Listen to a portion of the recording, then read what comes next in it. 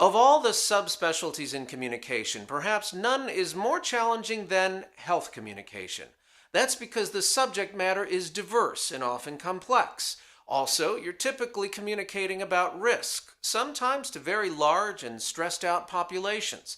And the complex tangle of stakeholder interests and strict regulation on patient care and patient information can be daunting.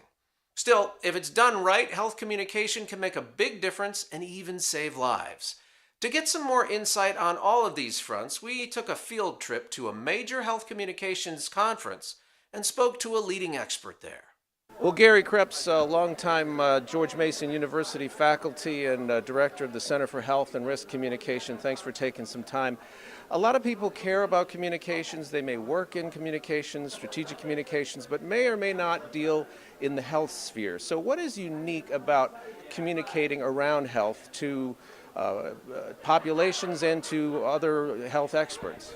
Yeah, health is an issue that's relevant to everyone. We all have our health problems. We all have family members who have health problems. But when people are confronting health problems, there's a tremendous amount of uncertainty. So it's a time when there's a tremendous need for relevant information and support. Not just content information, but also emotional information for making informed choices and decisions. You mentioned emotional information, and that sort of seems key to me because we're talking about both high levels of stress, or at least high levels of concern and emotion, and a lot of times there's an absence of concrete information, a lot of unknowns.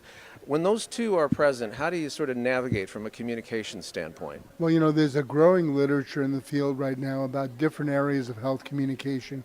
Communication in the delivery of care, communication in health promotion, communicating and dealing with health risks and crises, the use of digital and sharing of information. So I think one of the things you can do is you can learn about that research, read the work, come to conferences like this DC Health Communication Conference, where we have people from a variety of different backgrounds examining the communication demands of health promotion and health outcomes in a very comprehensive way. Another thing that seems perhaps unique about health communications is this whole idea of prevention. And you've probably heard the old saying about, the plane that lands safely on time isn't really much of a story. And in the news parlance. And in terms of communicating about health, when we prevent a disease, by definition, it doesn't draw as much attention. So how do communicators draw that kind of attention to the success stories, which by definition don't really make headlines because we've saved lives or prevented a disease from spreading? Well, it appears that the modern healthcare system is more designed to respond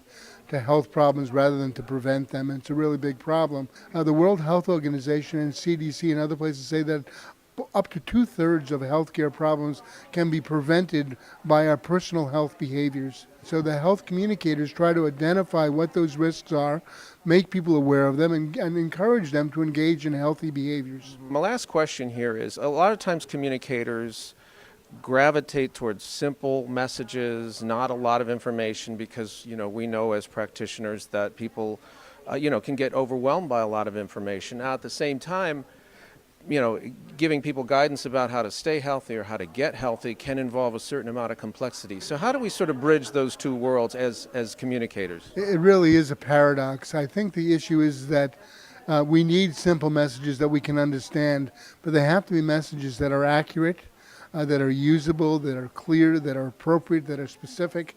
So I think the critical thing is to engage in a meaningful dialogue. I don't think you're going to provide all of the information in one shot. So maybe you can orient people to issues, but then you enable them to ask questions, to provide feedback. And we can do this both in person and also through different mediated channels. Including social media. And I think that the use of visual and graphic and narrative information can be very powerful for people in helping them to understand and grasp and think about, how can I make this part of my life? All right. Well, Gary Krebs, thanks for joining us. Appreciate it. My pleasure. Thank you, Rich.